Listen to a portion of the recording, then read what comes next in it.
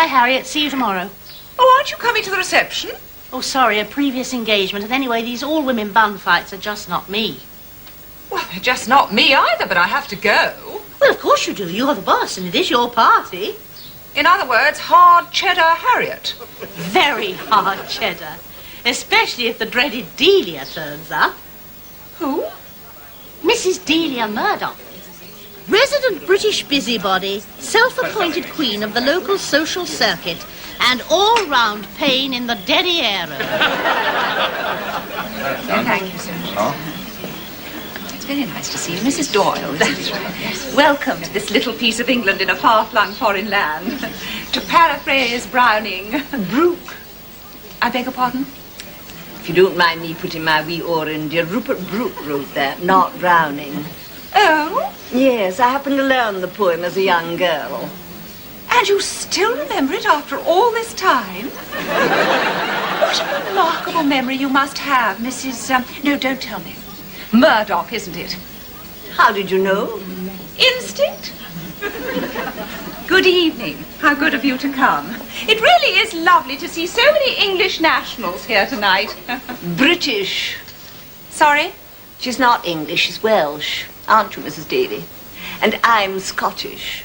Of course you are, Mrs. Murdoch. I do apologize. I should have recognized the accent immediately. Glaswegian, isn't it? Pure Gallowgate? Certainly not. I'm from Edinburgh. Morningside, actually. Really? Well, you certainly fooled me. It must be the acoustics. Sulky, stuck-up Sassenhag. Hey, camarero. Un momento, signora. Sanchez. Sì. Bar's closed, all right? Oh, okay. Hey. No, I didn't mean... I'm sorry, Mrs. Fairley. Slight breakdown in communications. Ladies! Would you take your seats, please?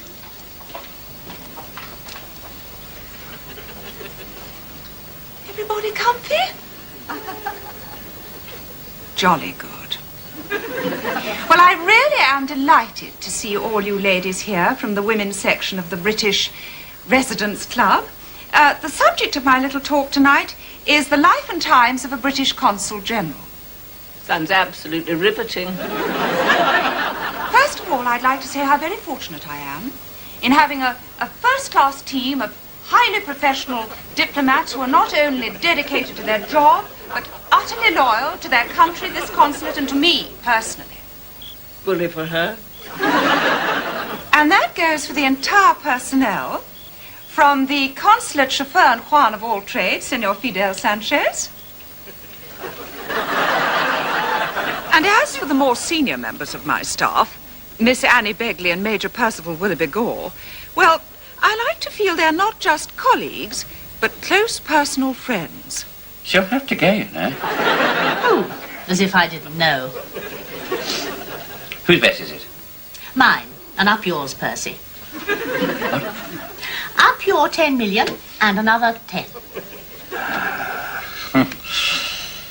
Right. I'll see you. It's been a disaster since you got here. Oh, I wouldn't exactly say a disaster. What would you say then? I'd say the best consul general we've ever had. Crawler. What have you got? What would you say to a flush? Yes? How flushed? Very flushed.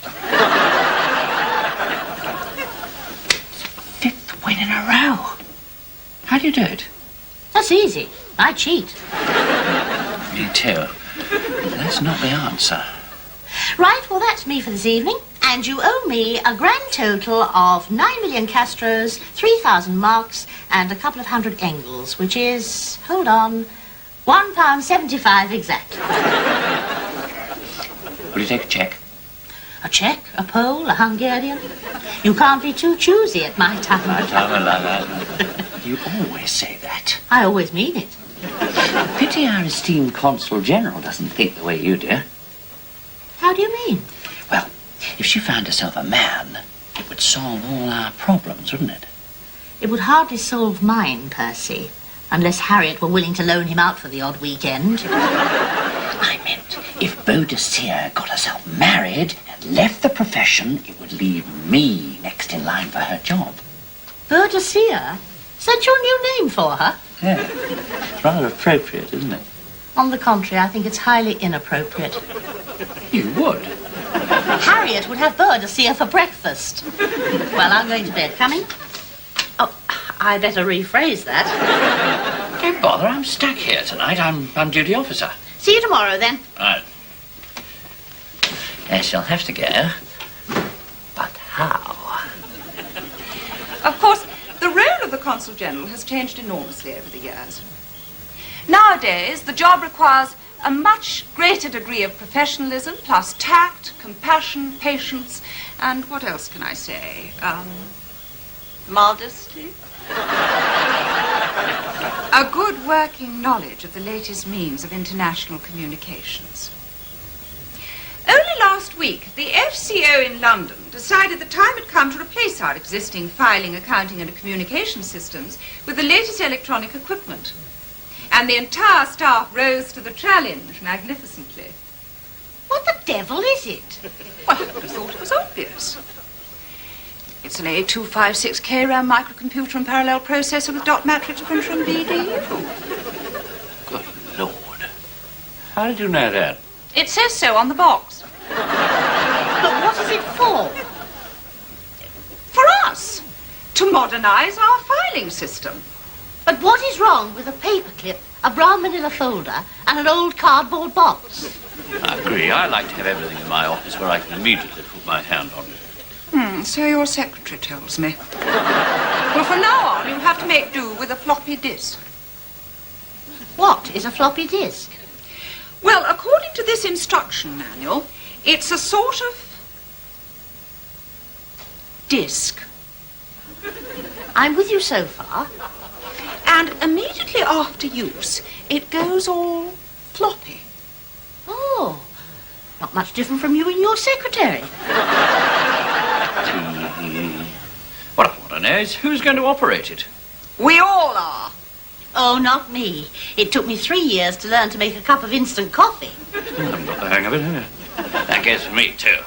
Oh, I don't know, Major. Your coffee's not that bad. I meant about this bag of tricks. I mean, anything remotely technical, and I'm lost. I mean, computers, electronics, hi-fi, lo-fi. I mean, I don't know the difference between a woofter and a tweetie. This time you leave my secretary out of it. I never said a word. Well, someone's going to have to learn how to operate it. Not this one. Good luck with your floppy disks. I must get on too. I've got a lot on my plate this morning. Like what? I'll think of something. Oh, come on, Annie. At least give the thing a try. It can't be much more complicated than operating an ordinary typewriter. Oh, well, if you insist. Right. First things first. Now, how do we switch it on? No idea. I'll see you at lunch. Oh, really? Any fool should be able to operate one of these things. Oh! Any fool with a science degree, that is. Caffè, Eccellenza. Oh, thank you, Sanchez. Put it down there, will you? Hey, una computadora. Oh, sei fantastico, see? Yes, well, that's a matter of opinion, Sanchez. And please don't touch it. It doesn't like to be touched. It? Una computadora is not an it. She is a she, and like all feminados, she likes to be touched, but you must touch her in the right way. Oiga, por favor. No, I mean it, Sanchez. You never know what it might do.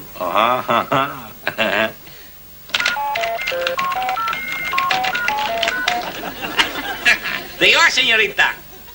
Buenos dias, Senorita Farrington. I am la computadora. You name it, I do it. Okay. Oh, good Lord, how did you manage that? It's no big deals. My sobrino, nephew, he tells me. Ah, a student, is he? Taking a science degree? A science degree at 8 years old. Oh, like I say, any idiota can play la computadora. Now, you want that should be mommy? No, thank you, Sanchez. I can manage. Okay. But Sanchez, See? why don't you bring your little nephew over here for tea one day? For tea? Yes. No hurry. Any time will do. What about this afternoon, 2:30 sharp?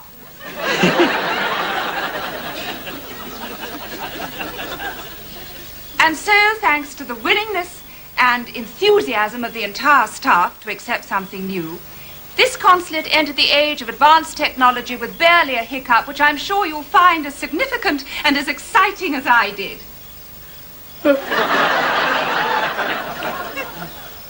Yes, well, before we go any further, would anybody like to ask any questions? Just one. Yes, Mrs. Murdoch. From what you've told us about your life here up to now, how have you managed to avoid going out of your mind with boredom? Boredom, Mrs. Murdoch? What on earth makes you think that my life's boring? And would someone please wake up Mrs. Fairley before she falls off her seat? Thank you. On the contrary, I can honestly say I stopped being bored the day I entered the Foreign Service, when I was a young girl of 22 years ago. However, Excuse me, Miss Farrington. We didn't quite catch exactly how many... Oh, I'm sorry, Mrs. Murdoch. As I said before, it must be the acoustics. But to answer your question... Yes? In my job, one really doesn't have time to be bored. From the moment I enter my office, the nerve center of the entire consulate, there's no let-up in what can only be described as a madhouse of frenzied activity. Come in, Annie. About Percy's birthday, what were you thinking of getting for him? Make me an offer. Oh, now be serious, Harriet. We've got to get him something. Remember, he has invited us to his party. I'm trying to forget it. Oh, Annie, there's got to be more to life than a Percival Willoughby Gore birthday party. Well, it might not be all that bad. Bad? You know perfectly well the food will be uneatable, the tequila undrinkable, and the people unbearable. Well, then why did you agree to go? Well, it's a night out, isn't it? And quite honestly, Annie, I'll do anything to relieve the unremitting, mind-bending boredom of this place. There are better postings in the world, I agree. Like the Kalahari Desert. And so, between the demands of the job and the hectic social life, which is part and parcel of every British consulate, the opportunities of getting bored are absolutely minimal. Does that answer your question, Mrs. Murdoch? Not quite. This birthday party you went to... Oh, Major Percival Willoughby Gore's, yes. Would I be right in assuming that is where you met the person with whom you later spent an entire weekend at the Hotel Majestic on the coast? No, it was the Hotel Avenida, actually. I do beg your pardon, I didn't quite... Well, like you said, it must be the acoustics. But no matter. You've already answered my question. Do carry on. Oh, sugar.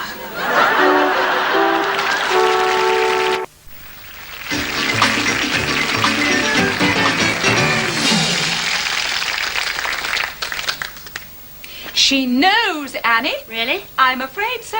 Oh, dear. Exactly. But the question is, what now? What indeed?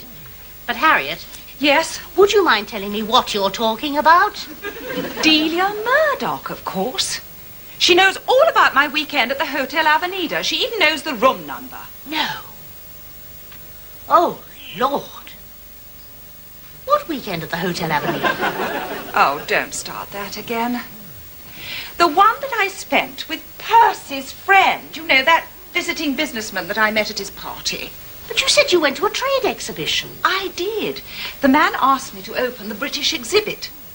Officially. Once I'd opened it, it turned out to be something quite different. Like what? Have you ever dined with an octopus, Annie?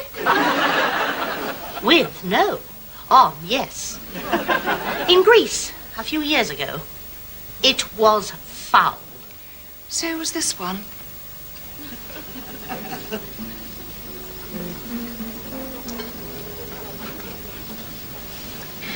What's your room like? You're not listening to me, Harriet. Cheers. Cheers. Charles, Mr. Abbott, Yes, Harriet? please take your hand off my knee. My hand. Oh, you mean this hand? I do beg your pardon. In situations like this, the little blighter seems to have a mind of its own. Situations like what? Beautiful woman, a table for two, a bottle of vino. And a bedroom for one. Now, you don't mean that. Oh, but I do. Then why did you agree to come here in the first place? I told you. To open your exhibit. Oh, come on. You must have known I fancied you. Frankly, no. With your penchant for the grape, not to mention the grain and the hop, and for all I know, the meths, I'm surprised you're in a fit state to fancy anything. Ah, if that's all you're worried about, I won't drink any more. All right? Yes, but that still doesn't mean you won't drink any less, does it? So let's agree. My little trip was an unfortunate misunderstanding and go our separate ways, shall we? Oh, no, please don't go. I won't let you. Mr. Abbott, please, people are looking. Come on, let them come all this way for a little light conversation. Mr. Abbott, will you please let me go? Perdóneme, señorita, but is this hombre bothering you? Oh, I thought you'd never ask. What the hell are you? Nemesis, señor. Excuse me, señorita. After you, señor. Look, all right, I can take it.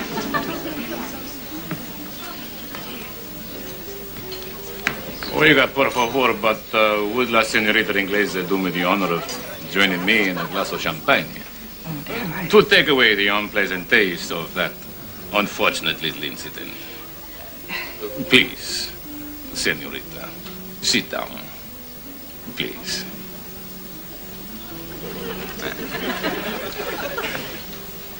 Thank you, you're very kind, senor. Dr. Joseph Garcia, who is delighted to be of service to such a charming and attractive visitor to our country. Gosh. Salud. Yes, indeed. So, the weekend was a total disaster. Harriet? Oh, yes. It was possibly unwise of me to agree to meet a man like Abbott, but no one will believe that absolutely nothing happened between us. Least of all, Mrs. Delia Murdoch. Oh, I'm not worried about her. Not worried about deadly Delia? The ears and eyes, but above all, the mouth of the British Residents Club? Yes, well, as I told her after the meeting, one word about my little affair, my visit to the Hotel Avenida, and I'll inform her husband what she's been up to for the last 6 months. What she's been up to? Yes. What did she say? Nothing. She just went white. No, we'll have no more trouble from that direction. The problem is... Hold on. What has Delia Murdoch been up to for the last 6 months? No idea. What? It was just a shot in the dark. You mean you actually conned her into saying? Oh, not conned, Annie. More of an educated guess. In my experience, most compulsive gossips are motivated by a desire to divert attention from their own little peccadillos. And Mrs. Delia Murdoch proved to be no exception. That was very cheeky of you, Harriet. Yes, but it worked, though, didn't it? Well, then what is the problem? Think, Annie.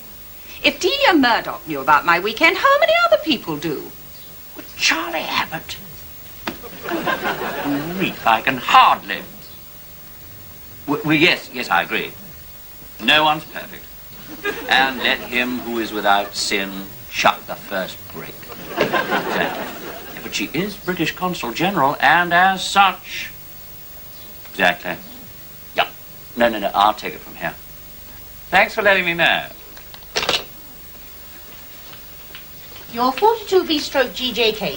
Thanks, Annie. Annie, I don't know how to put this, but it's my sad duty to... You know. What? About the Hotel Avenida.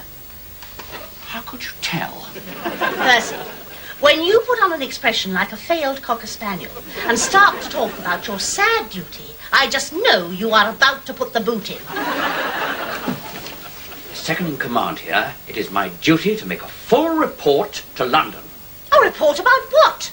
She hasn't done anything, and vice versa. Come on. No one goes away for a weekend with Charlie Abbott to play Trivial Pursuits.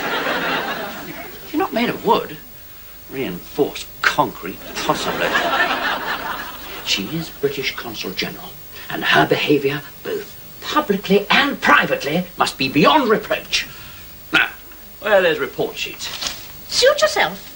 But if you put a report into London about Harriet, I shall put in a similar report about you and what you've been up to for the last 6 months. Last 6 months? Oh, my God.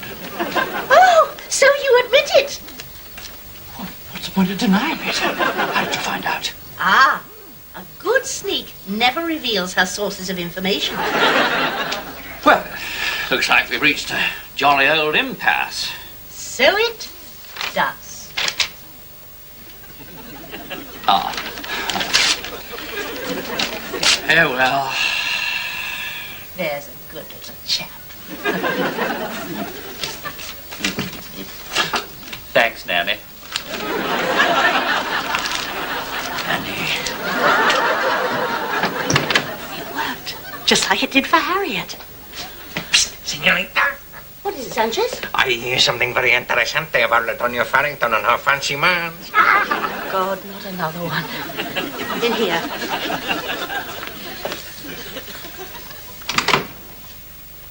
Now, listen to me, you crummy little caballero. You breathe one word of this to anyone, and I shall tell Her Excellency what you've been up to for the past 6 months. The past 6 months? See? What? You be tell Titty about Sanchez?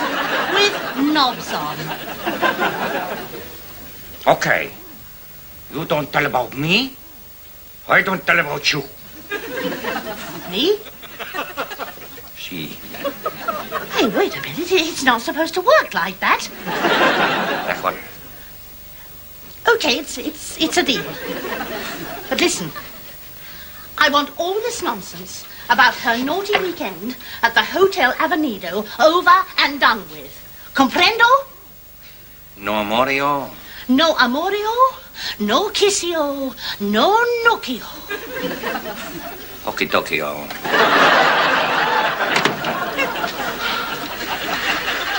Poor Harriet. She doesn't have much fun in life. Dr. Garcia? It's Harriet Farrington. Yes. Well, thank you very much for inviting me to dinner on Saturday. I shall be in the capital then. Yes, for the whole weekend. Well, that would be lovely. Yes, well, where shall I meet you?